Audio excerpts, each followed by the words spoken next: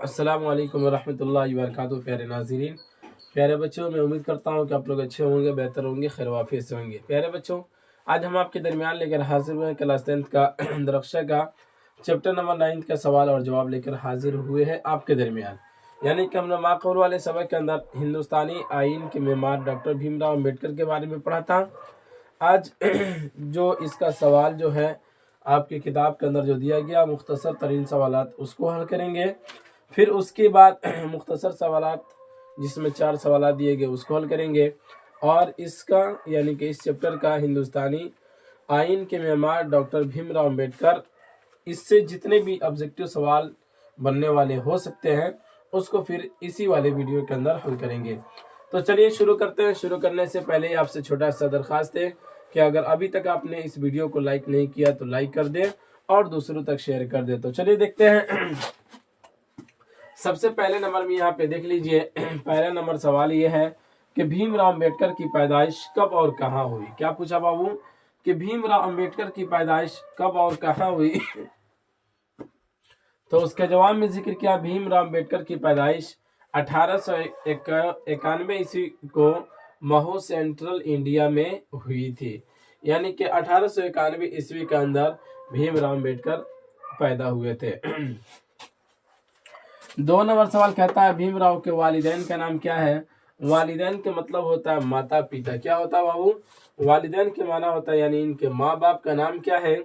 तो उसके जवाब में जिक्र किया भीमराव के वालिद का नाम यानी इनके वालिद साहब का नाम क्या था, राम सिंह मालूजी सकपाल, और वालिदा का नाम जो था वो भीम बाई था। वो क्या था? वालिदा का नाम भीम बाई था।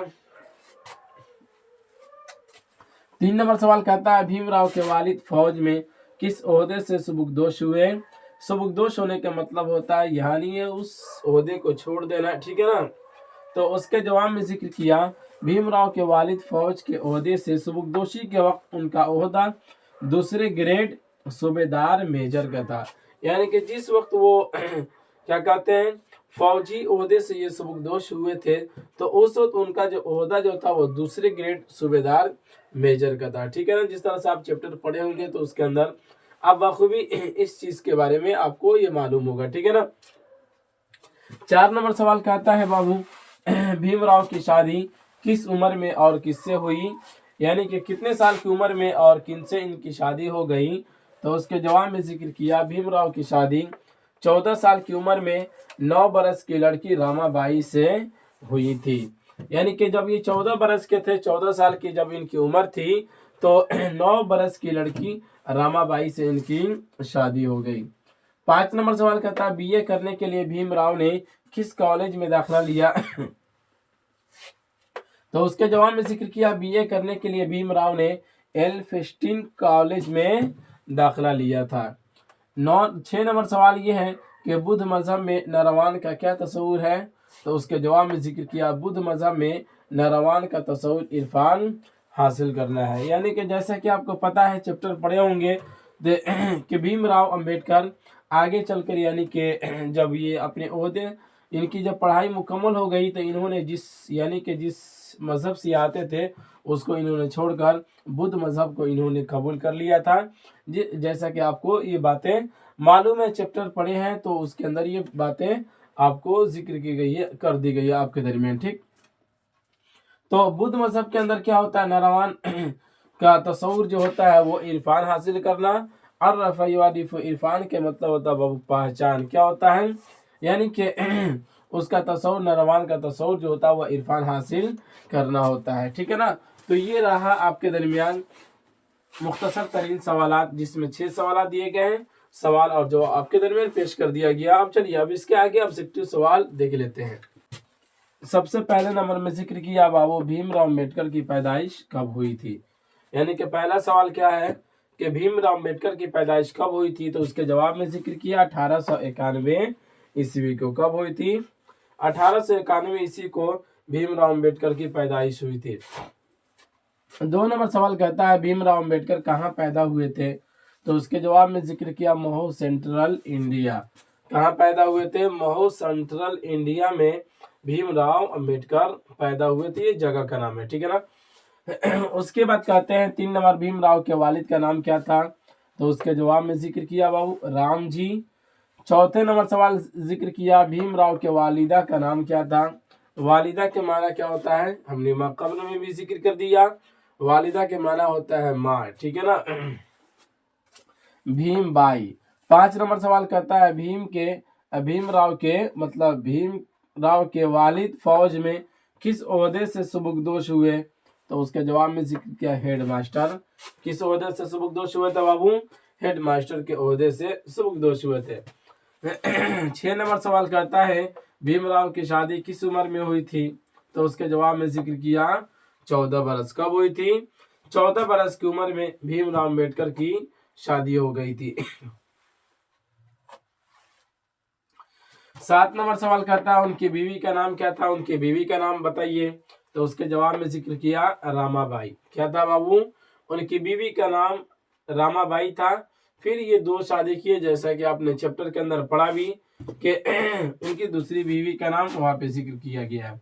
8 नंबर सवाल कहता है बुद्ध मजहब में नरवान का क्या तस्वूर है, तो उसके जवाब में जिक्र किया इरफान हासिल करना। क्या है बाबू, इरफान हासिल करना, और बलब से दिगर ये कह लीजिए इसको आम जबान में निजात हासिल करना। क्या होता है बाबू, निजात हासिल करना। 9 नंबर सवाल कहता है भीमराव के वो दादा का नाम क्या था, तो उसके जवाब में जिक्र किया मालोजी सकपाल। क्या था, मालोजी सकपाल इनके दादा का नाम था।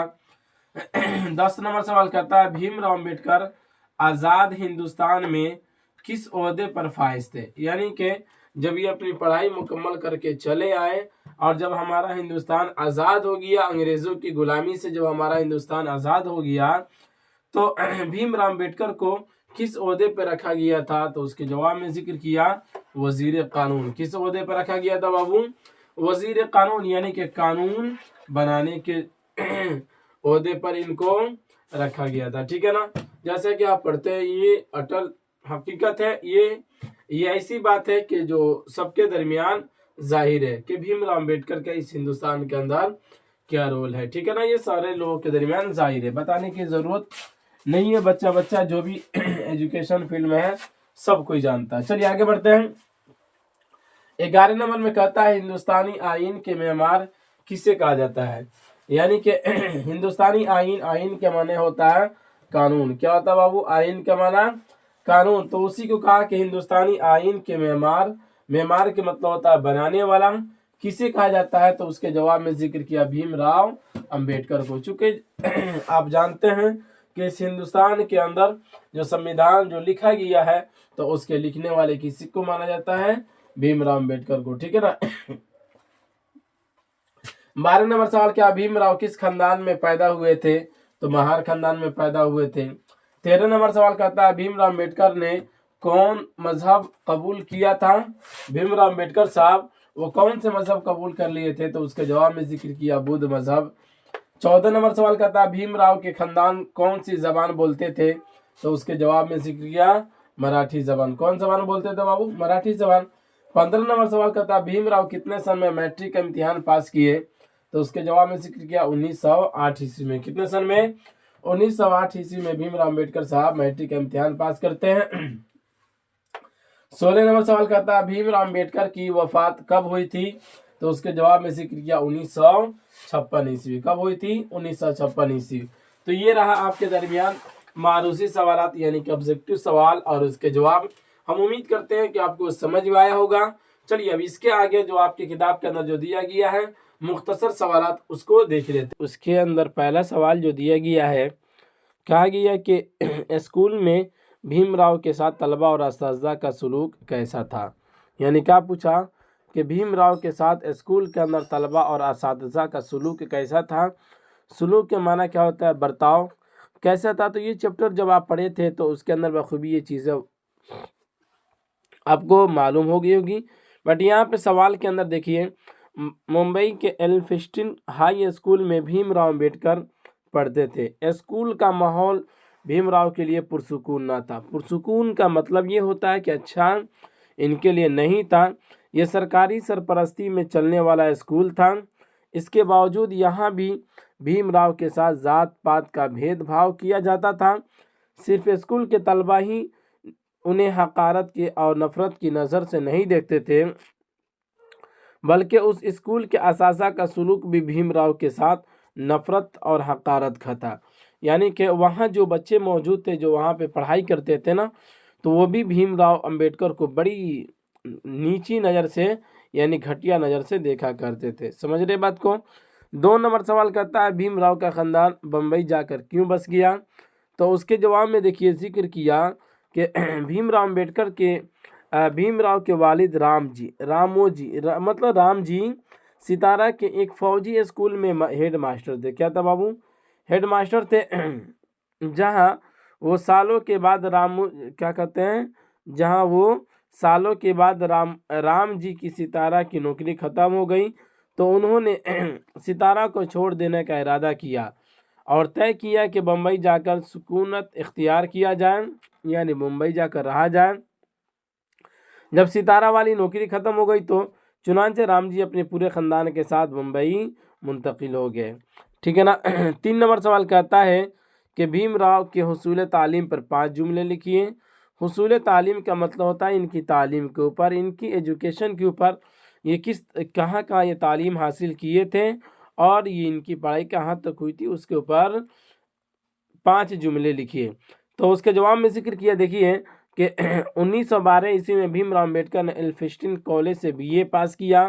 اس کے بعد وہ برودا اسٹیٹ سے تعلیمی وظیفے پر اعلیٰ تعلیم حاصل کرنے کے لیے امریکہ چلے گئے اور کولمبیا یونیورسٹی میں داخلہ لیا، جہاں معاشیات کے موضوع پر MA پاس کیا۔ پھر 1916 عیسوی میں اسی یونیورسٹی سے معاشیات میں PhD کیا۔ اسی سال وہ انگلینڈ چلے گئے اور لندن اسکول آف اکنامکس میں داخلہ لیا اور اسی کے ساتھ بیرسٹری کی تیاری بھی کرتے رہے۔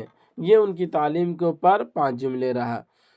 4 نمبر سوال کہتا ہے بھیم راؤ امبیڈکر کی آئینی خدمات کو مختصراً بیان کیجیے۔ آئینی خدمات کا مطلب ہوتا ہے یعنی کہ جو ہندوستان کا جو آئین قانون جو بنا تھا تو اس کے اندر بھیم راؤ امبیڈکر کا کیا خدمات رہا ہے تو اس کو مختصراً بیان کرنا ہے، وضاحت کے طور پہ نہیں۔ تو دیکھیے جواب میں ذکر کیا ہے بھیم راؤ امبیڈکر نے ملک و قوم کی اہم خدمات انجام دیں، اس لیے ان کا شمار جدید ہندوستان کے معماروں میں ہوتا ہے۔ ان کے کارناموں کی فہرست بہت طویل ہے۔ وہ عملی سیاست کے میدان میں بھی کودے اور کامیاب رہے، مطلب جس کام کے اندر انہوں نے ہاتھ ڈالا اس کام میں کامیاب رہے۔ وجہ یہ تھی کہ وہ دل جمی کے ساتھ کرتے تھے اور ان کا نیت جو تھا وہ بالکل خلوص تھا، کہیں بھی کسی طرح سے کوئی پریشانی نہیں تھی، ان کی نیت کے اندر کوئی کوٹ نہیں تھا۔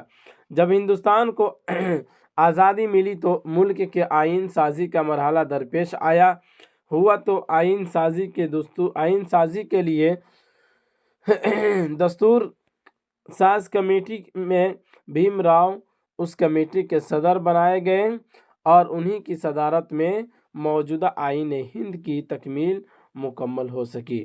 یعنی کہ ان کو صدر بنا دیا گیا، جیسا کہ آپ نے پڑھا آبجیکٹیو کے اندر بھی ہم نے بتا دیا کہ ان کو وزیر قانون بنا دیا گیا تھا، یعنی قانون بنانے کا وزیر بنا دیا گیا تھا۔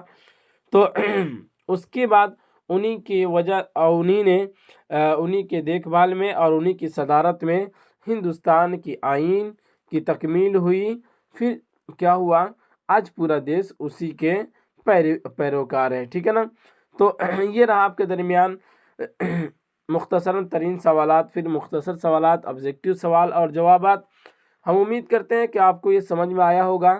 تو چلیے اب اختتام کرتے ہیں، اسی پر رہنے دیتے ہیں، پھر ملیں گے اگلے والے سبق میں، اسی پر اختتام کرتے ہیں۔ خدا حافظ۔